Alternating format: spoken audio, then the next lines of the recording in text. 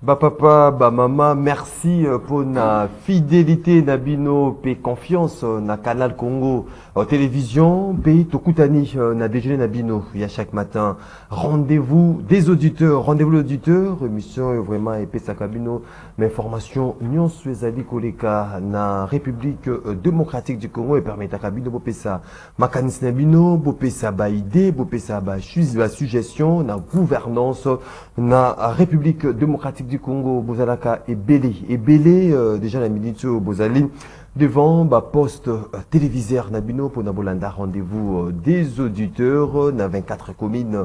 Il y a capitale Kinshasa, na Congo central, na Maniema, na Ituri, na Bayonio, au message pour la Nabiso, Libanda, Yamboka, na Canada, na France, na États-Unis d'Amérique, na Belgique, en direct grâce à YouTube, CCTV, Ralik officiel, Tozali Nabino pour Natolobe la Congo pendant une heure, il y a échange, une heure, il y a débat, une heure, il y a proposition. Namaka Mozali Koleka, Namboka, il y a Félix Antoine Tshisekedi Chilombo. Lelo, fidèle téléspectateur, il y a Canal Congo télévision, puis auditeur.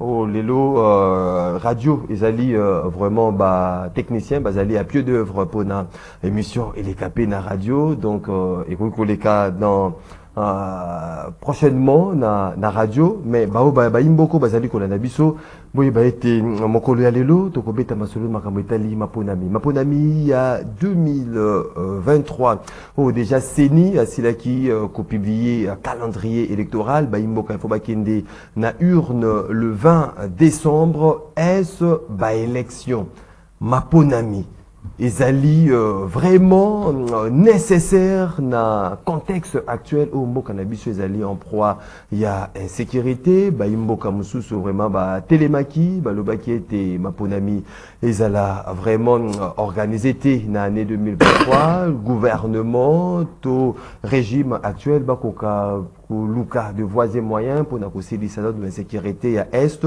bino bozali kolanda biso na banda kuna bino est-ce que maponami mboka bazali kozela ou mboka msusu bazali kozela ete pe ezala restaurer na est ya mboka na biso est-ce que maponami ya 2023 ezali vraiment nécessaire pour ete ezala organisé na mboka na biso au Congo mais également au cours ya mission na bino déjeuner na bino à chaque matin mokolo ya lelo tokosola makambo etali gestion ya ville il y a Kinshasa gestion il y a ville il y a Kinshasa est-ce que tokoki ko pesa à Kabund raison une gestion de makambo etali banditisme urbain où ezali ko battre plein nango en République démocratique du Congo makambo etali insalubrité Kabund Jean-Marc Kabund président alliance il y a pour les changements est-ce que Azali n'a raison il y a qu'à dénoncer gestion chaotique na capitale Kinshasa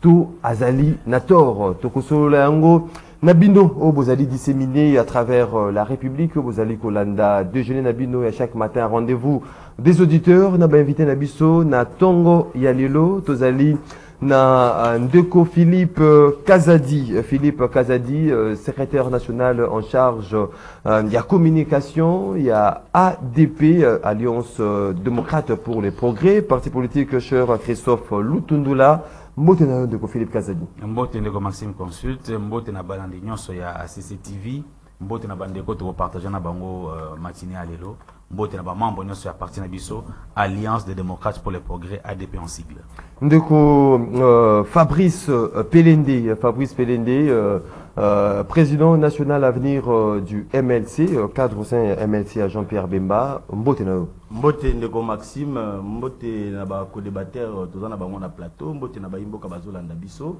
Merci pour l'invitation. On a replaidé toujours pour un débat responsable pour tout construire Mboganabis.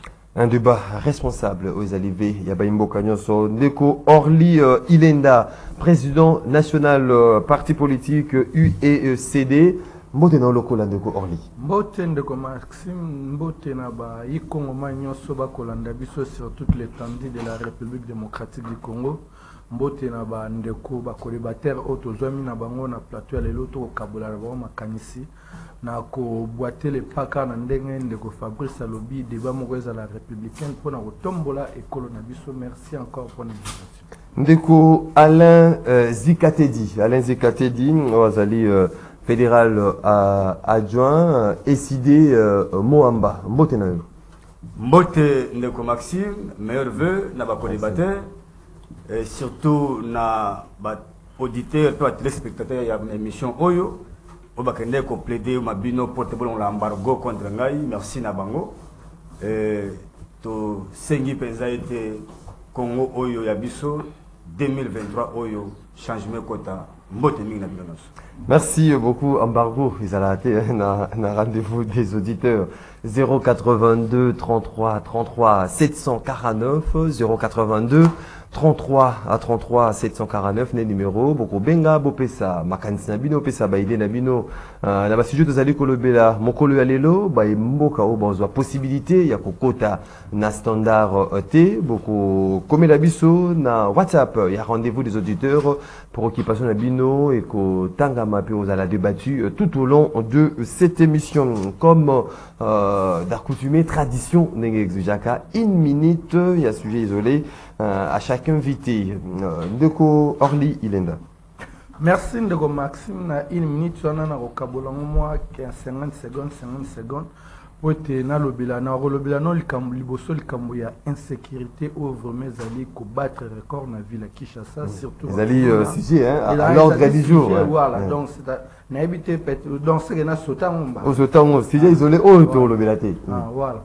Donc deuxième problème ezali kambo ya bana kaluka bazali ko déplorer nzela oyo wana prince oyo il faut relier Kangalie mana Selemba ezali nzela oyo ebandaki na gouvernement ya Kimbuta parce que za na compétence ya provinciale mais tant Gentini Ngobila baye ko ya bazwaki yango komi na gouvernement central mais nzela wana bana bayikaluka ba remarquer nani Ndeko Félix ake 3 fois na nzela wana d'ailleurs ngam na zaina dénoncer na dénoncer ndeni boko kata misala Ndeko Félix abandi okende bakei ba buki nzela ba buki ba bandi ba buki po ba banda misala maintenant ba buki wana d'ailleurs cause olokwaji kwa komema baim kongomani bakufa lisusu na mbulo wana ndenge babukaki nzela wana mais depuis babuka nzela wana première eloko to déploraka ete nayebi teke na lobaki sous contrôle ya baingénieur nzela basala yango à peu près 7 mètres mais nzela wana tomonaki badiminuer yango ekomi encore ba 4 mètres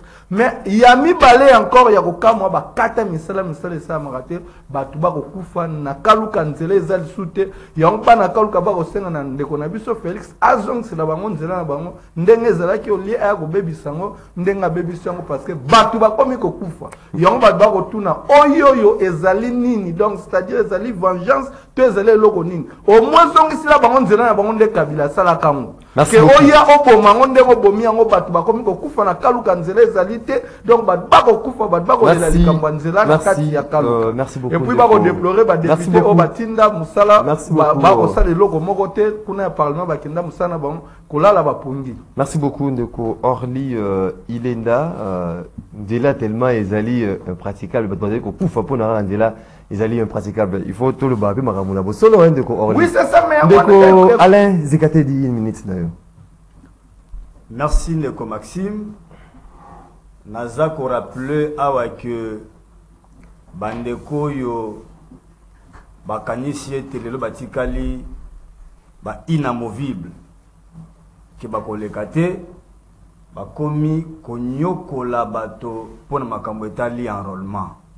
Ndeko Maxime na kolinga tina sala publicité na bangwawa ne bazali bandeko ya ACP moko na ndeko moko ya INC bango bakomisi processus oyo na moamba surtout na nga balokola eloko esengele te bango nde bakomi kozwa mbongo bakomi ko coopérer na bato o parce que ba preuve to na ba vidéo aso boli to pesa bino yango bazo ko coopérer na bato ya CENI pona koluka ete bato ya bango ba ko ya wana nde bango kaka ndi basala enrôler ba mama ba papa ba ko kende nous avons des vidéos ba ko kende akeiti ya sali 6 heures d'état lembi azongi na ye sans kozwa carte. Donc, et loko so continue boyer, neko to kende vers kao obsos to ko décrier.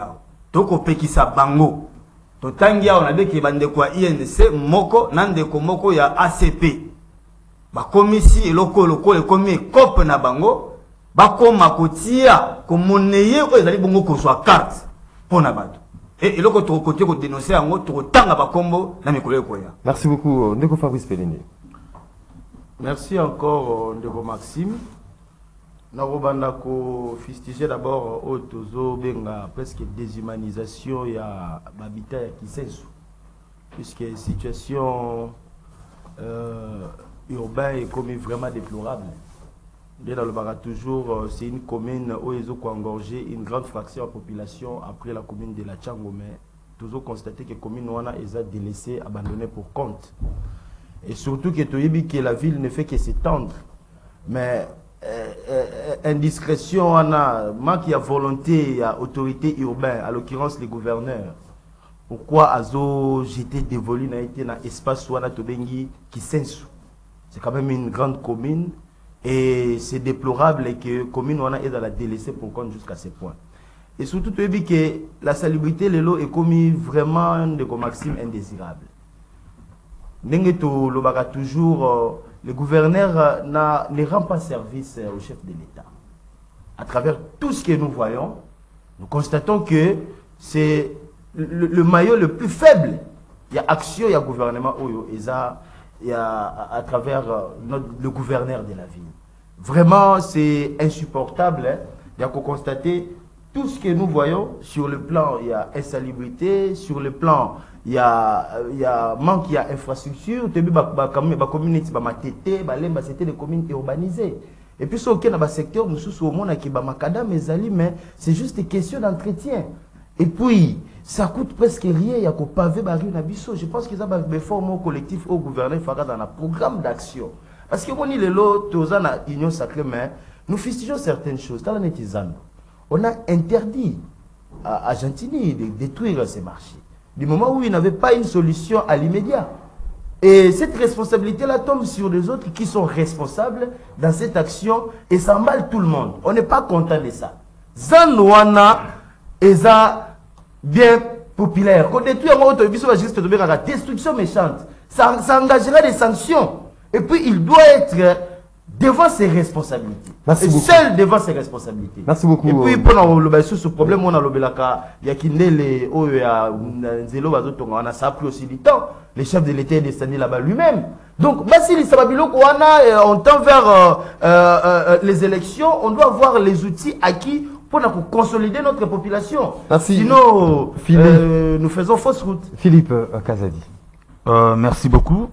Bon, ngai na porta kalikambo etali insécurité na est amboka na biso, en tout cas du fond de mon cœur. Je veux donc ici na premier sujet nanga ko féliciter et puis ko soutenir ba FRDC ou baza ko bunda sur terrain pour na ko restaurer RDC na intégrité territoriale nango et puis na souveraineté nango est violée continuellement par un pays voisin, le Rwanda. Mais également féliciter les efforts diplomatiques qui sont fournis à travers le vice-premier ministre des Affaires étrangères qui sont le Tundula pour que RDC ait recouvré dignité internationale nango.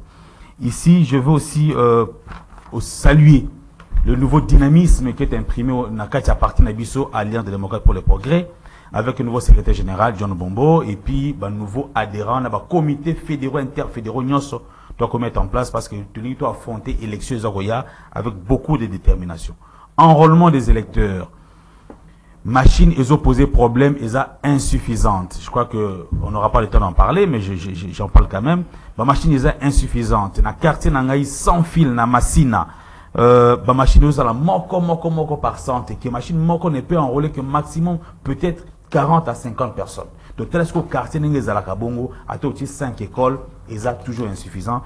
Ça va tout révéler pendant la carte et c'est compliqué. Je pense que déjà, c'est ni bazako penser, il faut rallonger date, durée à enrôlement na Katia Kinshasa. J'ai lu hier quelque part que sur 17 millions d'enrôlés entendus dans Katia Kinshasa, tout ça jusque là, on a 1 million d'enrôlés. Vous voyez que donc on est très loin, il y a quoi atteindre l'objectif, il faut signer à rallonger durée pour pour ne pas empiéter sur les délais des élections. Merci beaucoup Philippe Kazadi, 082 33 33 749, numéro Bozora, vraiment votre par cœur pour un beau pesa.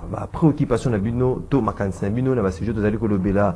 Mokolo alelo, c'est parti na débat ya tongo alelo, ndeko Alain Zikatedi. Maponami, malgré Céli qui a publié un calendrier, Baimbo Kamosusu, Bazali divisé, opinion Zali divisé, Baimbo Kamosusu Bazali comme on a été Maponami, Tokende na Maponami, Bamususu Bazali comme on a vraiment importance à Maponamité au moment où frère Nabiso na Est, Bazali Kokufa, Bazali menacé par agression rwandaise. Est-ce que dans le contexte où il y a insécurité na Est, élection 2023 est nécessaire pour nous? Merci Ndeko Maxime.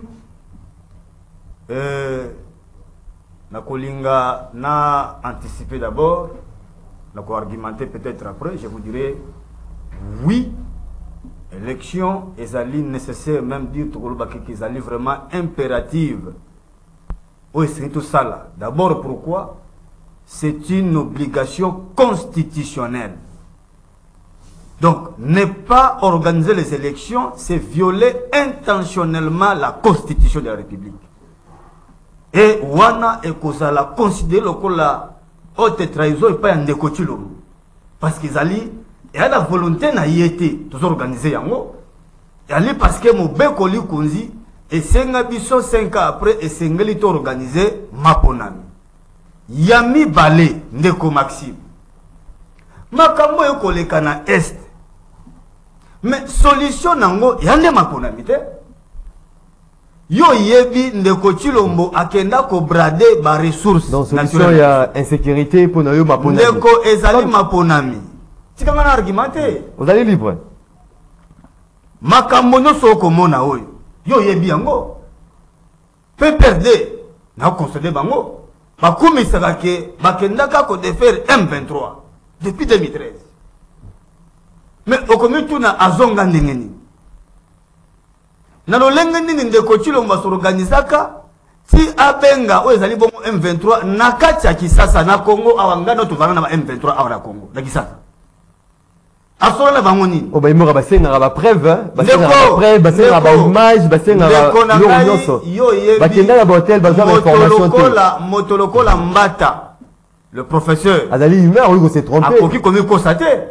Ah oui, qu'on s'est trompé, Azali humain. Mais yo motolobi bongo, mais yeba kende combattre a affirmer yango. Donc là il n'y a pas de débat. Yo yebi le long de konanga Maxime. Bamboka na biso ebele oyo kakuna. Bachanzu, Babunagana et autres. Ceux qui ont sangisi en gonyo so côté ba M23 ba ali. Et les qui Rwanda na monene. Et loko ya mi balende Ndeko Maxime toko yeba. Yo moni yango awa, les lois ba to comme seka biso. Les journalistes internationaux ba comme ko seka biso. Mais ba Congolais ba ko mona te que zone tampo oyo. Déjà ça li préambule le pont na ko kende ko balkaniser Congo. Qu'est-ce que fait M. Félix? Il faut baimbo comme ça, pour anticiper que non, élection ça non vous parlez. Je ne cesse de sécurité ça non restaurer na est. Makasi na biso le Congolais. Pour te trahir conscience il y a le Mumba les autres. Ezali à Kotia Gorbatchev congolais pembeni. Oh. Les lois ne sont de Félix constitue maintenant auto ko benga Gorbatchev congolais. Nanzena yesu to sala angelete. Congo va partir. Ndamwa Congo zo kende biso. Yango motolobi bo Ndeko Maxime. Il est temps qu'on organise les élections. To tsana no makambo ya Félix pembeni. To zwa ba animateur oyo ba kozala bana bitinda ya Kagame te. Nena bongo et ko permettre na biso to faire face la vérité nyoso. Au cas contraire RDC mboka na yo ezali ko dépendre na Rwanda. Ndeko Maxime ezali ngai ko dépendre na Rwanda. Yo yebi yango bien. Bande ko ba yebi yango bien. Le loyo RDC ko colonie biselele ngaite Holandi biselele. Bokei ko solliciter carnet d'adresse ya Kagame pona mboka na bino. Ezanga ite Ndeko Maxime ba fait ça wana. Boke ko na ebite le loboye au monde à Sassou aye ko luka bino luka Félix alobité luka moyen yo na commissionnaire to courtier ya pétrole nanga libanda. Je ne sais pas si ça peut s'expliquer où. Donc c'est pour vous dire quoi? Mokeza et makambo nyonso et il y a la cause ya hold up électoral. Non ça là que Ndeko Félix lelo akoma mona bitinda nani ya Kagame. Tu ça va gratuite. Maxime. Lelo poto sauver Congo. La seule alternative crédible de permettre de sauver Congo, c'est organiser les élections. Tout ça ba union sur Congo. Na ba ba interne. Pembeni tous les animateurs vont être crédibles, responsables. Va faire face à le poko. Merci beaucoup. Merci. Le malheur ya Congo. Et c'est le fait d'avoir le leadership faible au sommet de l'État. Merci beaucoup, Ndeko. Merci beaucoup, Ndeko Fabrice Pelende. Élection 2023. Est-ce que impérative et combien ils sont impératifs au regard il y a la situation actuelle parce que l'opinion est à diviser. Monsieur Soto qui est dans ma ponami, monsieur Soto qui est dans ma ponamité, tout ce qui peine un problème sécuritaire est bon cannabis. Ndeko Maxime, les élections est une obligation constitutionnelle. Dengue constitution na lobby, la souveraineté appartient au peuple. Et le pouvoir émane du peuple également. Alors exerçant par voie référendaire, ou soit par voie électorale, par l'entremise, il y a un représentant. Et le fait pour nous d'aller aux élections, et ça, exercice souverain et démocratique. C'est-à-dire, nous sommes dans un système démocratique qui nous oblige à observer certaines conditions de notre constitution pour qu'il y ait réellement l'effectivité de cette démocratie. Mais depuis que nous avons accédé à depuis que tu as accédé à l'exercice démocratique, depuis 2006, le pouvoir du peuple n'a jamais été respecté. Et au moment de moi je fustige beaucoup l'immédiat, sans oublier que dans la conscience Nabiso, nous avons une lutte. Et nous venons de quelque part. N'oublions pas que dans ces pays, il y a eu une prise en otage. Et maintenant, de l'invasion, un système. La Kabylie. Mais tout le monde était pour dégager ce système. Nous avons souffert en 2006. Nous avons souffert en 2011. Nous avons souffert en 2018. À travers un système qui prédation, prise en otage, il y a institution, il y a Moka Mobimba. Oyo, il a pu implanter à l'ONU, à enraciner. Nous avons connu tout ce qu'il y a eu comme conséquence démocratique. Aucune volonté populaire n'a été respectée. Mais le peuple s'est forgé à démanteler ce système. Oyo, Kabila a organisé tous les cycles électoraux. Et puis, en 2018, il n'avait pas de choix. À travers violation constitutionnelle, on a nous Tozelake a justifié en gros, qui est anticonstitutionnel. Et il maîtrisait tout sauf la présidence de la République. Et ce qui nous a permis d'amener au sommet de l'État un fils maison. Félix Tshisekedi. Mais il y a toujours des emprunts, renseignements. Au Katizamba. Mais au Piccoli Mississate. Nous sommes dans ça maintenant. Il faudrait maintenant aller vers une autre conquête, démanteler ce système de la Kabylie. L'union sacrée est un pouvoir. Il y a un roi blanc, bonnet blanc. Nous devons savoir ce que nous voulons. C'est presque la même chose. Nous devons savoir ce que nous voulons. Parce que Babylone, tout va se fistiger. L'élection est impérative pour un changement. Je vais de le dire, obligation constitutionnelle. Togo Saraté, tout ce qu'ils disent là, personne n'est contre. Mais c'est engagé par un ancrage systématique. Il y a la Kabylie qui a pris en état ce pays en implantant, on a des éléments indésirables de cancer politique, surtout dans le Parlement. Parce que comment voulez-vous finir la guerre avec des députés qui sont dans des groupes armés? C'est la responsabilité du peuple qui doit amener au sommet de l'État des représentants valables.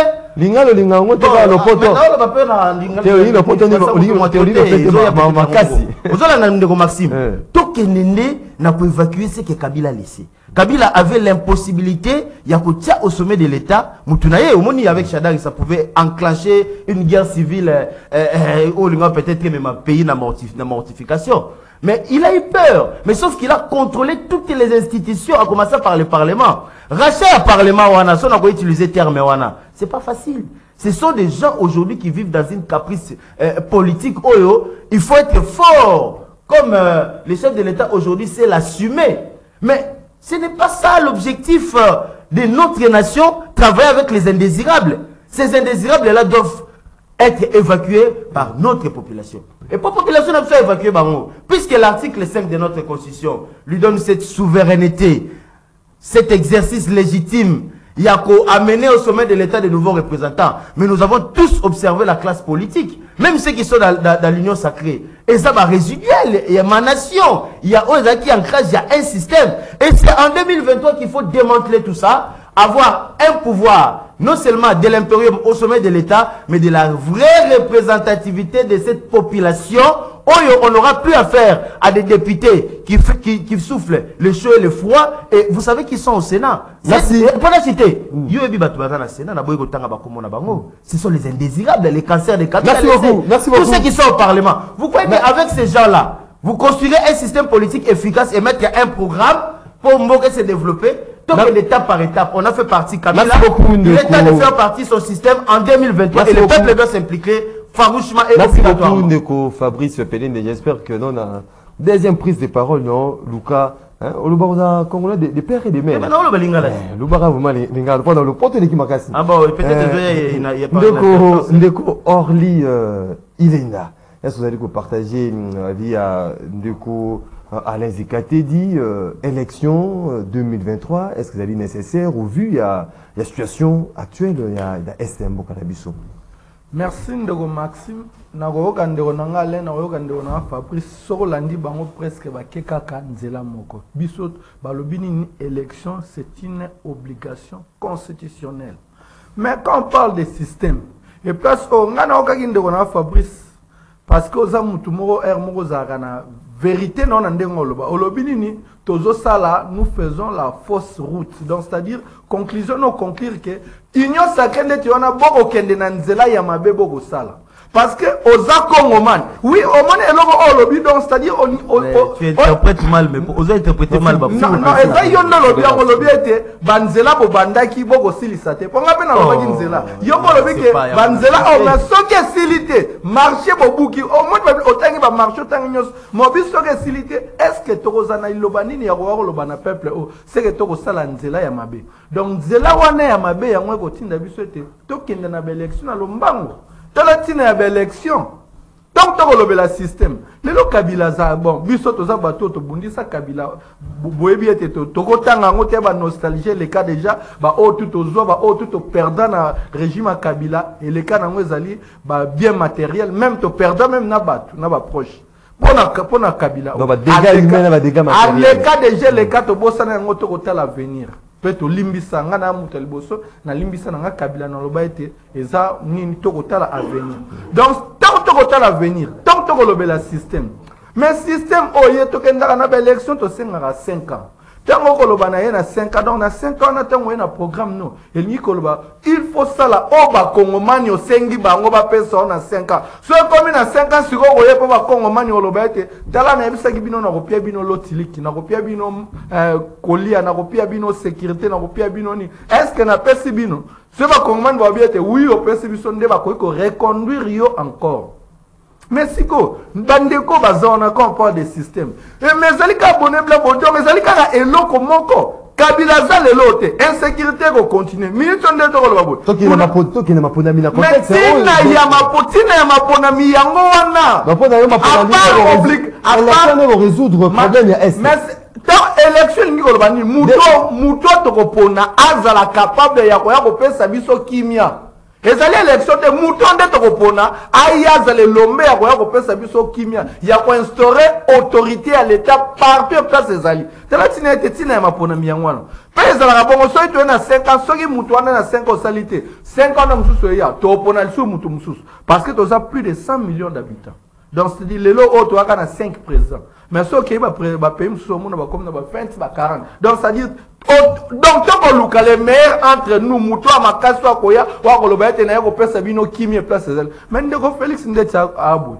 toloba monene nyonso ya mboka na biso bunagana lelo banani bazwaka taxi wana barutu baplace wana tu banani bako tia kimie place wana eza bato mosusu donc c'est-à-dire elingi oloba ete bato totie wana bazali na volonté ya kopesa biso kimia te donc tina ya maponami tina tokendaka baélection yango wana tina baélection koya tokende bakongomani non bayimboko bazali komona ete totala ma élection mopanzi totala okoki kotia baélection mopanzi te ya este bazali na libunga mutu moko pete mutu nyonso olinga élection nayebi te makambo yo oloba so donc voilà mutu to alingi élection kende po ndeko Félix akende na lombango c'est ça Congolais nyonso alingi ba élection eya parce que tomoni nyonso omoni otomoni na otomonaki te tomoni tout Congolais lobi ba yango koma leo so komi oh corruption ba théâtre on a tomona oria na okomisa nini na Équateur na okomisa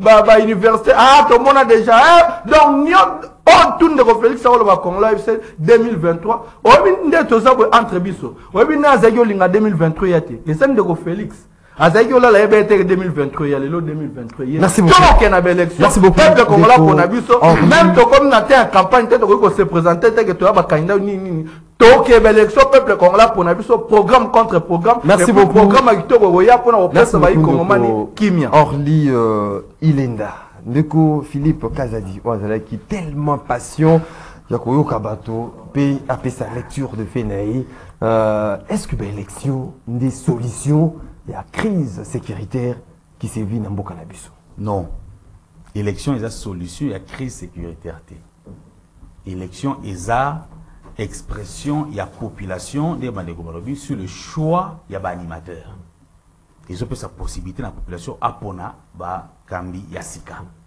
mais lingi kolobate que ceux qui boponi ba kambi ba kondi ya sika les pays na est parce que ba nyonso ba yebi que situation d'insécurité dans l'Est, et ça, il y a volonté politique il y a RDCT. Et ça, que toujours faire face à une agression étrangère, oyo, mokili mobimba lelo, bazali ko condamné. Et na kamo, que kaka bande ko ya opposition, ou soit des oppositions au Congo, ils doivent comprendre que ce n'est pas le fait de la RDC de guerre dans l'Est. C'est le fait de la volonté extérieure. Il y a qu'on nuire na mboka na biso, il y a qu'on nuire na armée na biso, de babana système d'abord la infiltration, tout ça, on connaît comment ça s'est passé. Donc ce n'est pas que par le fait des élections, les malamoko qui met côté na est, c'est faux et archi faux. Ok? Il faut que sur les questions de sécurité, nous avons plusieurs fois, que sur les questions de sécurité, tout le monde a un sentiment politique na biso. Parce que bateau Bakoufi Lelo, ça aurait pu être l'un d'entre nous ici. Donc tout ça en blague. Mais les élections sont nécessaires. Il faut essalement, selon cycle, les constitutions et prévoir cycle nango. Pourquoi? Ce que tangi préambule la constitution na biso, au comment que na histoire en mboka na biso, te connaître crise ya légitimité makasi na sommet en mboka. Et ya mwana écoute ça ba guerre, ba to yebi que et panzaka mboka na biso à un moment donné. Alors, pour na ko silisa likambo ya crise ya légitimité, ya ba institution na ba animateur nango de tokenaka na ba élection pour que peuple ait la émanation ya pouvoir politique na mboka na biso to simba so mando kité. Donc il faut te respecter yango pour que lobby ba ndeko muso ba ko justifier simba mandoki na bangote. Élection pose qui pose n'engo aussi la koyeba été SNEL chaque jour il y a coupure à Gombe na centre-ville au-delà du fait que toyebimo ba imboka o basia ko nommer bango er mokonjambo ka la mise en place na scène na régie des eaux na tanga mingi ndeko tingi pululu moko na biso vraiment to senga mingi était à veiller de sorte que desserte en électricité la mboka na biso ils allaient vraiment assurer surtout na centre-ville où ils allaient vraiment base institution mingi ils allaient na kati yao ndeko Philippe Kazadi oui ko continuer na analyse na bande koloba que élection et ko permettre de résoudre crise il y a légitimité oyo espace politique na biso et ça la face nango et ça la bitumeri ebele na mboka na biso ainsi de suite. Donc surtout ça l'élection T et koloba ete to ko pesa ba argument na bandeko o basi mamanduki bazonga sous zamba ba kisi mamanduki pour que ba luka ba conquérir ce pouvoir. Donc désormais na RDC, n'esprit la constitution na biso, le pouvoir ne peut être obtenu que par le peuple au travers des élections. Deuxième chose, l'avantage de l'élection, c'est que il faut promouvoir développement en Mboka. Lorsque la population se reconnaît à travers ses dirigeants, il y a sa participation dans le travail pour que Mboka ait avancé.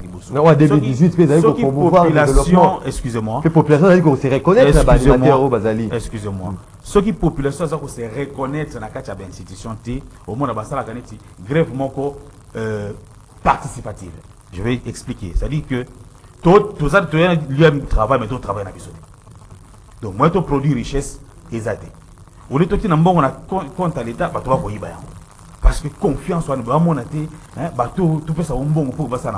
Ils ne viennent pas de nous. Donc, il faut qu'on résout les problèmes. Et puis, troisième élément, c'est la promotion de la démocratie comme système politique au Bissau, Tondima. À moins que tout le monde ait la dictature pour que tout le monde ait élection. Mais au demeurant, il faut des bonnes élections. Ok, élection à élection, il faut que l'élection est à la malamu et que l'élection est assurée de par le préparatif de l'élection.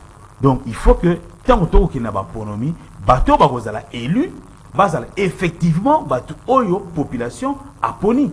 La vérité des urnes. Et ça a été que la vérité des urnes, la vérité des urnes depuis 2010. Et ça a été inventé, élu, ndeko Fabrice Alobaki que Kabila a fabriqué un parlement, Nabato Yayebi, que ce soit à l'Assemblée nationale ou au Sénat. Et ils sont en train de compliquer la situation institutionnelle aujourd'hui. Donc, les élections doivent venir pour que tu résous des problèmes. Bato Sika, Bakota Nakati ya Parlement, on a le Bakawa que Biso Nakati appartient à Biso ADP, pour que en 2023, tu peux la chef de l'État une majorité homogène et confortable. Merci beaucoup. Les termes ont leur valeur. Merci beaucoup Philippe Kazadi. Toké na deuxième point, il y a Mokolo Alelo. Après Toroké Nenzila Singaba Imbo Kapipape sa makanisa bango na basijo tozali kolobela na tongo ya lelo. Ndeko Alain Zikatedi. Ndeko Alain Zikatedi, gestion ya ville ya Kinshasa, la capitale. Baimbo Kabazali ko dénoncer makambo etali banditisme urbain kuluna. Ok, na Kimbatseke, ok, na Makala, il y a certains habitants na ba commune wana o bazali ko tika ba parcelle na bango. Atiki parcelle ba kei place mususu po na insécurité ezali na makasi na Kimbatseke na Makala, mais également makambo etali insalubrité na ville ya Kinshasa. Est-ce que lelo toiko loba été Jean-Marc Kabound Azali a raison, elle a donné ça qui à l'époque gestion chaotique il y a ville à Kinshasa. Merci Ndeko Maxime, Yangona comme Akuna Tkana Zongana Moke. Vous avez 3 minutes. Ndeko Pelende aloba kilo komokwa wa epekinga pasi azako isa biso ete ngobila atesi to cheso na ye pa na kozonga na simango isamabe abuki bazando asali asalaki mais na motuna moko comment ndeko akoki kolinga ko dédouaner ndeko Chilombo a planter biso ndeko ngobila lokola ozali bongo le véritable démon. Mais s'il y a un démon, c'est-à-dire qu'il y a un Satan. Il y a Satan démon va différent. Bah différent. Grand maître Ali ana ba kolite na ye. Yebisanga ndeko Maxime. Nani ayako parrainer makambo azando oyo? N'est-ce pas ndeko na biso Félix? Ndeko aza bénédiction à Félix pour ça makambo sa ko sala oyo. Donc le loko de donner ndeko Félix ezali injustice au sali ndeko nanga na yebi ko sali moto bibeko. Yeba ete ndeko ngobila asali makambo ye moko te asali yango na maître na ye. Gestion ville Kinshasa. Yami balé. Ndeko nanga lobi ete je parle toujours de mon frère. Alors bien, to bundaki, là, ça a une raison parfaite. To bundaki pour nous dégager la Kabylie. Oui. Mais mon tour n'est pas mon compte, Maxime. Qu'est-ce qui a caractérisé la Kabylie? tant que Kabili. Peut-être les gens ne comprennent pas. Tout y est sabato, ni ne caractérise qui est entouré aux amis de Kabili. Tout le bien que Kabili est caractérisé par la corruption. Oyo bango ba ko sa na FCC. est caractérisé par l'impunité. Dans l'union sacrée. Il est caractérisé par la trahison. Il est caractérisé par les antivaleurs, la supercherie, la transhumance provoquée, hors d'op électoral. Oyo le longai na bango. Tout ça qui na la mouka, tout dénoncer yango dans le présidium, oyo wapi Jean Pierre Bagbo Motaki, l'un des membres. Le loyo boye ezama kamupe toko constater. Oyo wapi continuité eza. Na sepe lo komoka lobiawa. Que eza lo kato katinzamba. Mais c'est tikali. Et effectivement, mais si ça yango ba on va entretenir pour na continuer ko bota lisusu makamabe na kata Congo. C'est ce que nous dénonçons. To bundi na bango longo pour na makambo. Ayebi yango combien bazalaka victime. Na ba tomaluaka et autres. Mais qu'est-ce qu'ils ont fait aujourd'hui avec les Ditou et les autres, les Manara? C'est pour vous dire que les systèmes continuent. On n'a pas dégagé la Kabylie et c'est un système qui continue. 1 minute 30. Yami Balé, j'ai aimé. Alobi, pardon. Alobi était pour l'élection, bon, je concède, mais tout ça qu'on subit le complot international. C'est là où je lui ai dit que tout ça, na niveau oyo, un pays conscient, des hommes normaux, un pays qui a un leadership éclairé, nangonga oyo et des choses majeures. La somme critique, la somme intelligence pardon et la masse critique. Nangonga il y a ceux qui entreprisent de trouver par faillite. On utilise même les subalternes, même les huissiers. Peut-être c'est lui qui peut provenir la solution. Maintenant, la division de c'est pour vous dire qu'il y a un problème. Oui, c'est tout le monde. Toke na makamango bila. Ndeko na ngai. Toloba yango façon nyoso bandi boya koloka biso. Ngobila ayana vision ya FCC. Oyo commissariat gouverneur. Tant ma sali transhumance accueilli na vision ya FCC. Toi bisi botabi oyo ngobila ko sala na kati ya Kisasa e ko sunga bisote. Yo mona yango ndeko na Maxime. Jour baso lancer parti politique na bango na stade. Za juro mbongo bunga na gouvernorat. Mbongo côté quel pays bakate. $500,000. Exactement. Ndeko Maxime, lelo so tali ndenge imondi sezali gérer. Mais on va que za mbokate. Na moni bandeko yobi lelo même ba inondation to za ngo oyo. C'est parce que l'eau, la terre ne filtre pas l'eau. Le comment partout tout le monde a tenu la foule. Mais il faut qu'il y ait moyen d'indésalité et comment ça dit et comment on peut écouter le mandat. Le lot qui est dans rond-point là-bas. Au monde na triangle oyo et juinze là okende bamonga fula. Ndeko et comment na foule moko wana okondimate. Foule wana soko tali yango mais finalement nous sommes où? Tala mboka ndeko dinda. Ndeko tala transco bato wana transco wana danger. Lelo boy soki mboka mbule beti et quand on a deux copains bomba bato pousse pour qu'on traverse de ba pousse. Bato va traverser dans le Congo. Ndeko nous sommes où dans ces pays? Première inondation, aucune canalisation. Lelo soko tali boulevard ka Ozomon.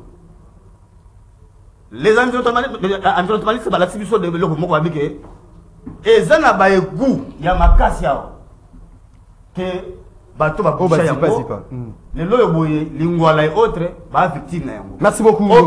Aucune solution alternative pour permettre ça mboke za la. Merci beaucoup Ndeko. Merci beaucoup Ndeko Philippe Kazadi. Gestion la ville ya Kinshasa, Makambetali, magnétisme urbain, Kuluna, insalubrité, gestion comment vous allez comment na gestion est-ce que tu peux ça résonne Ndeko Kabund. En tout cas, na ça Ndeko Kabund raison parce que nga moko pe na lobakango na émission plusieurs fois. Yo lobi kutuka kamakambo ya salubrité. Mais circulation routière na Kinshasa na beta masolo chaque fois. Talandenge ba wewa baza ko sana kati ya Kinshasa. Je ne comprends rien. Est-ce que bakonzi baza to bakonzi bazati? Et on a une épisode Alain que tout ça la confusion tout ça la mili-méloté parce que erreur au bato basala ki lobby ya ko kanisa que mabe ya Congo eza moto babengaka Kabila de bango bani basala erreur wana lelo. La responsabilité elle est collective. Il faut qu'on tenir mutu na mutu selon ba attribution oyo constitution et PCA ko tenir responsable ya makambo ya za kosala. Responsabilité individuelle. Responsabilité individuelle eza par rapport à la fonction mutu assumer, mais responsabilité collective par exemple tu za ba élite biso pe tu za wana pona ko véhiculer discours ya changement na mitu ya bato. Tant baza ko mona nyo c'est ça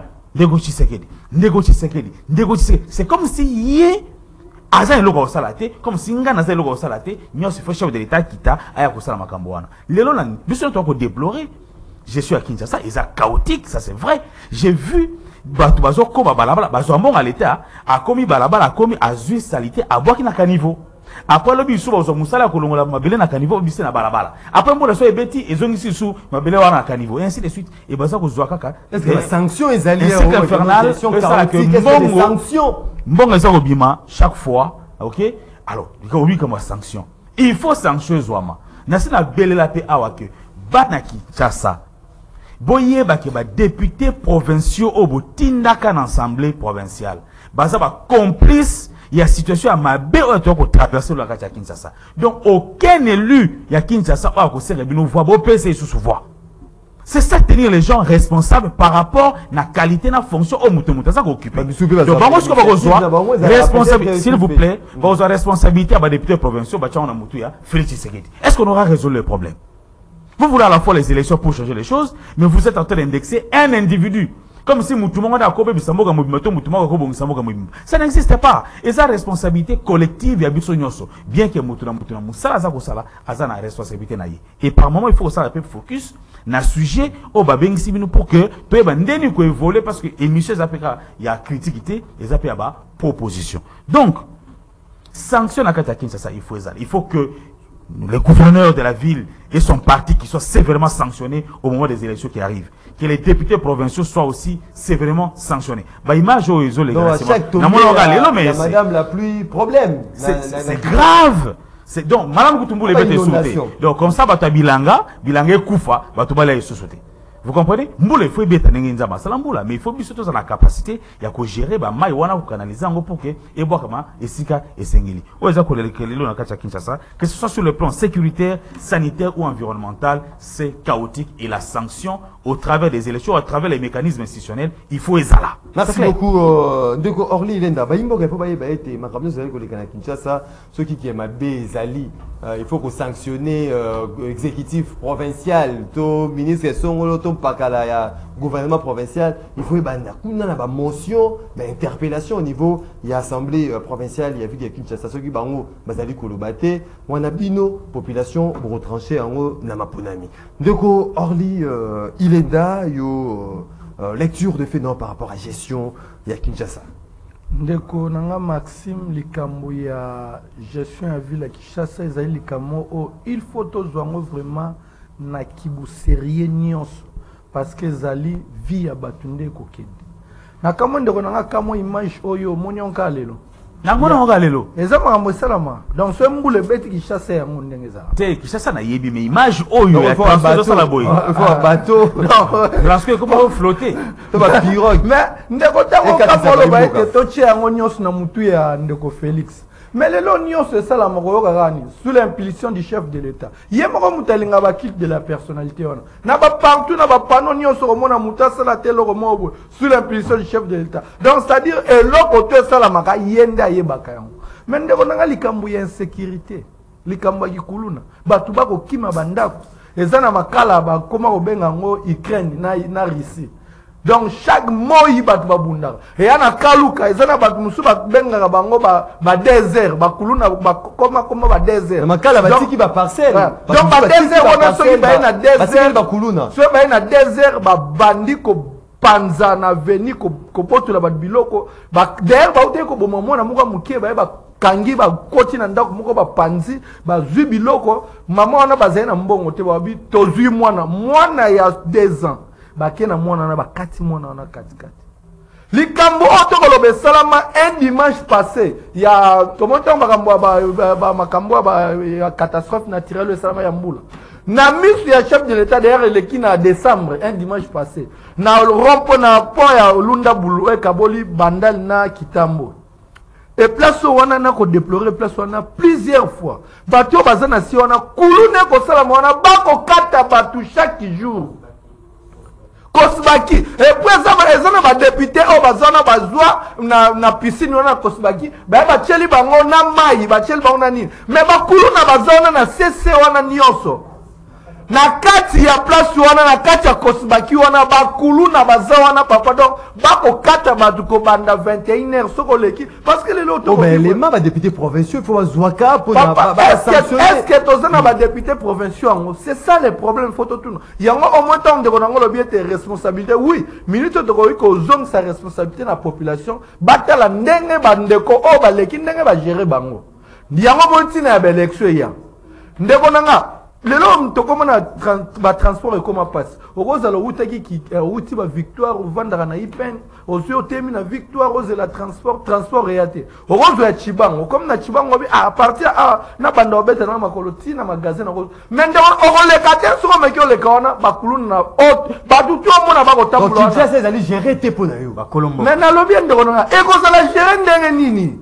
tango yoko tambola na lobi tango bazui mwana bébé ya 2 ans baki bakati kati na Kosbaki zona na bandal na sewana yana butu moko yengisa zona mukolo o bako bakata fi moko aba botoli mutu $3000 batu bavandi na terrasse wana efisi bango bokoye kosa intervention te o ezaka kaka boye chaque jour et puis baotika mama moko bakoleka lisusu na mobile na ye baotika et puis batu bana baotika bango bakoleka et puis yango attaquer mutu aussi téléphone et puis yo pe mutu et puis même batu yango lobi pe ekomelo oke na quartier mususu yo po okuta na bakuluna merci beaucoup parce que bino boko entretenir bakuluna po baza bana bino boko ndimate lelo oyo ngaka kosenga même opération na tela tina ete ko laksa ete ndeko Félix akoki lo côté pourquoi pas kuluna lo bango kuluna ba comme ça que baptiser te kuluna ezalelo mo il faut ko éradiquer yango totalement dans kosenga mutu ko ya pona apesa ba iko ndeko Orly Ilenda ndeko Fabrice Pelende malobezeli nanga mona ndeko Maxime je pense que la responsabilité il y a Liboso, il faut tout voir que l'ango ba député ou il y a province à Kinshasa, ba député provincial. Parce que bango ba pona ka gouverneur et gouverneur a tenu sous responsabilité la bango. Parce que silence moko sordide, criminel et coupable. Ndetolobi, ce sont les éléments indésirables laissés dans le système ya Kabili. Oyo élection sengeli est soigné en 2023.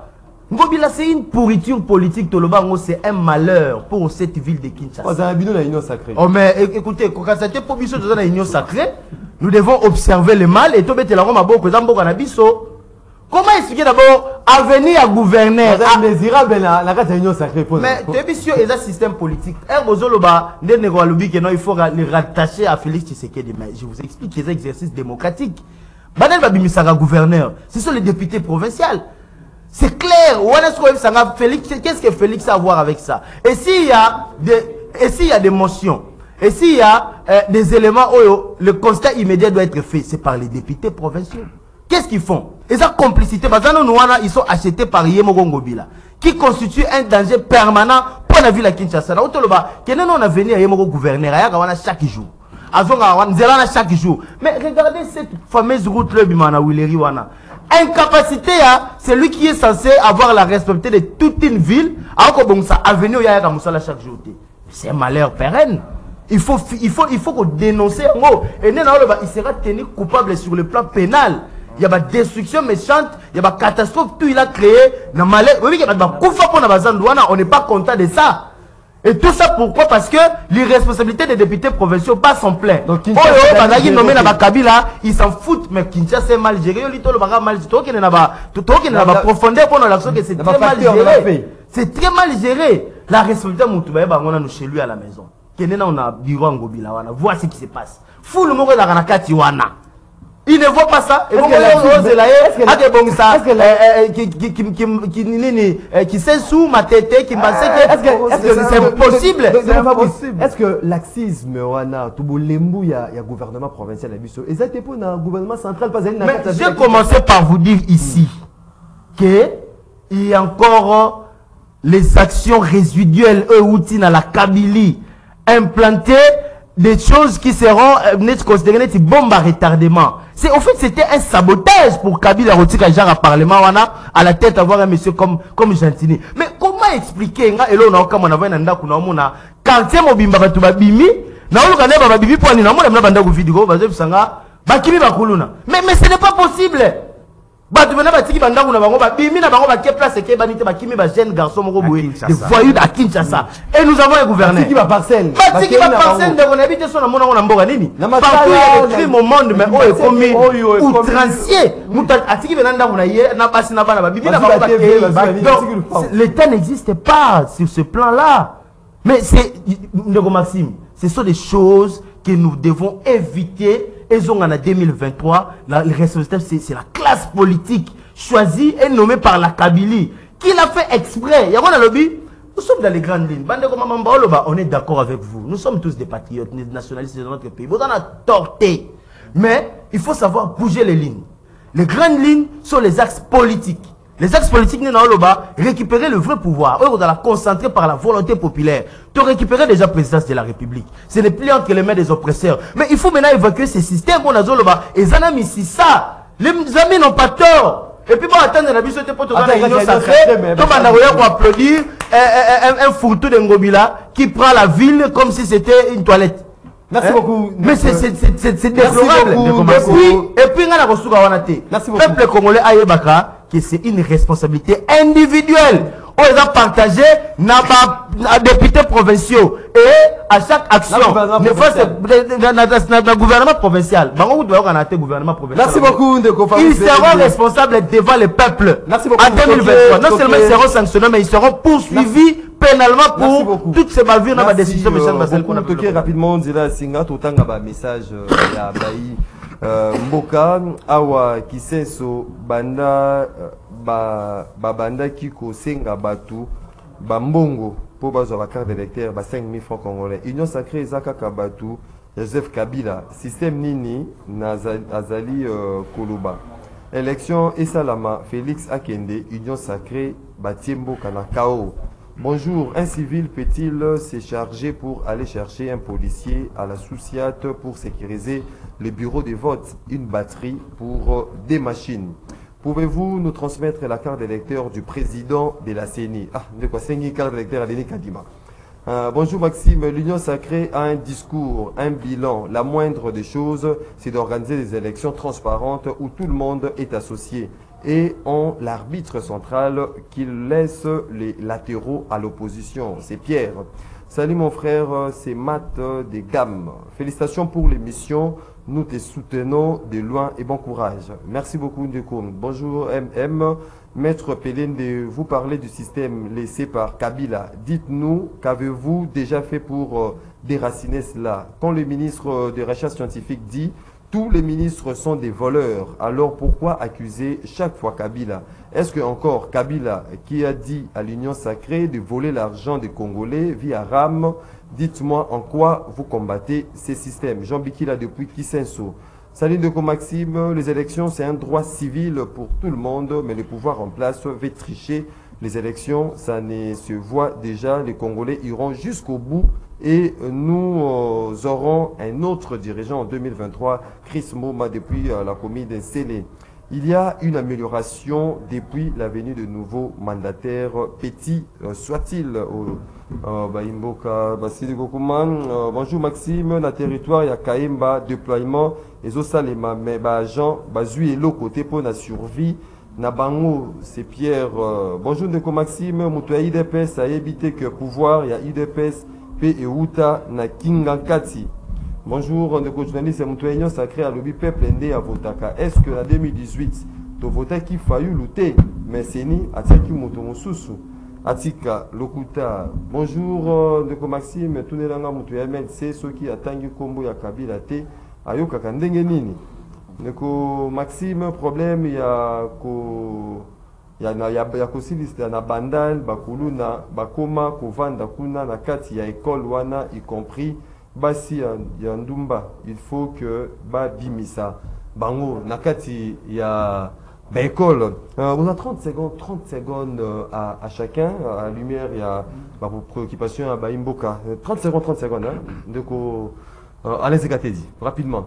Oui, Bandeko Nanga va dédouaner de Chilombo parce que il est le garant du bon fonctionnement des institutions. Article 69, Malam. Donc, nous sommes salama ye azali wana liso na ye ezali. Ana censé faire ko beta voix fimbo zonga na nzela pour makambo malamu te. Mais nous na Maxime na révélé comme makambo insécurité oyebi na Ngaba. Je te donne des avenues. Le Maxime dans les cas à 20h, il n'y avait pas accès. Pourquoi? Il y avait maître na bango bakuluna. A Simba Mouatine Luana, à Katina Mouassina. A Tcheba garde na de part et d'autre. Na yena le kababité a mettre na Katina dévier. Donc tala que ba comme dévier biso à cause va mettre ba na Kati.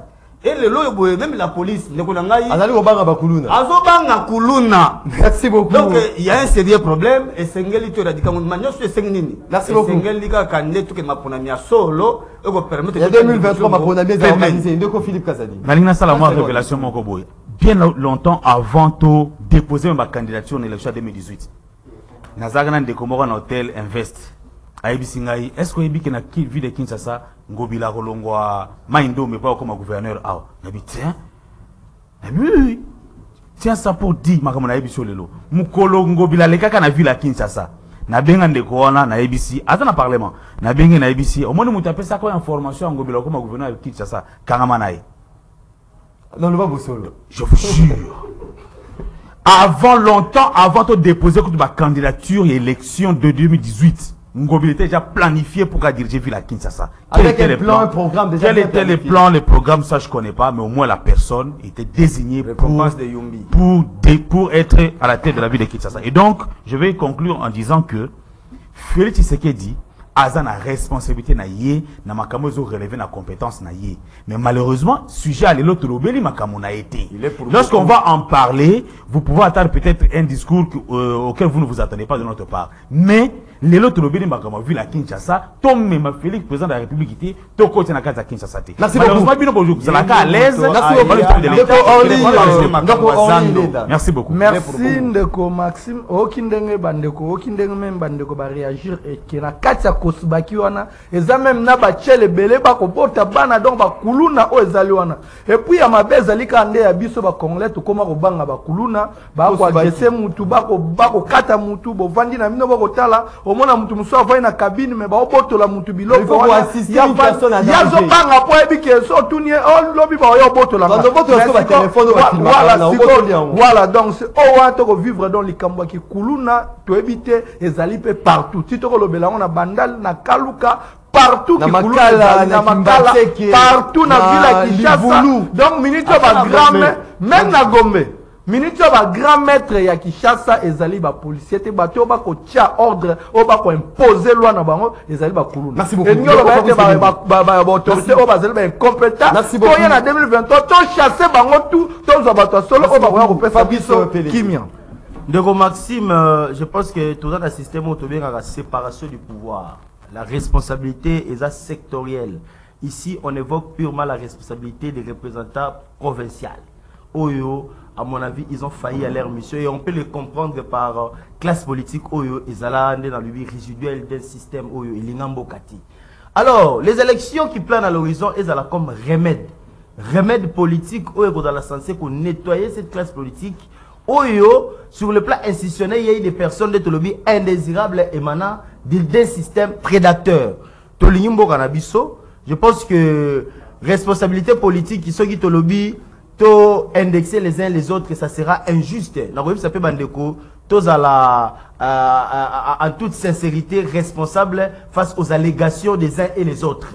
Le Parlement est le Parlement provincial est une institution Mobimba qui n'interagit pas avec d'autres institutions. Responsabilité, on a beau concentrer en la ville, mon frère. Je pense que Félix Tshisekedi Hasard, le garant du bon fonctionnement des institutions. Merci beaucoup. Mais il n'est pas dans chaque institution. Oza na indépendance nango, il y a exercice à pouvoir. Merci. Donc, Ngobila est responsable à travers ma députée provinciale où il faut nettoyer Le coût de en la 2023 transhumance, c'est celui qui l'a et payé. nous serons toujours contre ceux qui iront à l'encontre de l'intérêt de la population. Merci beaucoup. Donc Ngobila répondra un Merci. jour et on le sait. Merci beaucoup. J'espère que... Merci encore pour l'invitation. J'espère que gouverneur bazali kolanda biso gouverneur ya ville ya Kinshasa Gentini Ngobila azali komona nenge population azali koloba nae par rapport ya ba problème o ezali ko gete ba députés provinciaux oyo ba noma ba vota bango ba imboka pe bazali komona eloko nini population azali ko senga bosala aucune interpellation provinciale. aucune Donc, motion. j'espère que dans le tout prochain jour tellement vous allez en vacances parlementaires répondre vraiment na besoins fondamentaux il y a Baimboka. Mesdames, messieurs, fidèles téléspectateurs, il y a Canal Congo Télévision, puis auditeurs, il y a Radio Liberté Kinshasa, déjeuner Navino, il y a chaque matin rendez-vous auditeurs et ceux qui ont tous ceux qui sont sur le Philippe Kazadi, ADP, Ndeko, Maître Fabrice Pédende, président avenir du MLC, Alain Zikatedi, Essidé, Mohamba, Ndeko Orly, Ilenda, président national UECD, Naton Divino Botondi. Merci. Mozalaki est belé de partout à travers le monde. Yakolanda, déjeuner Nabino, rendez-vous l'auditeur. Merci pour la participation Nabino. Pay attention, soutenez émission Zalaki réalisée par Moro Njambi, Christian Banjolo, avec la régie d'antenne télévision, Onésime Singani, régie d'antenne radio, Karine et bébé héritier Toubilano, derrière caméra, Ndeko Dadi, Kusaka Nastandar, Yves Lechwenge en observation. Donc, un Nabino dès demain pour la dernier, avant dernier numéro. Il y a émission Nabino rendez-vous l'éditeur, Boutskal Malam, Nabino.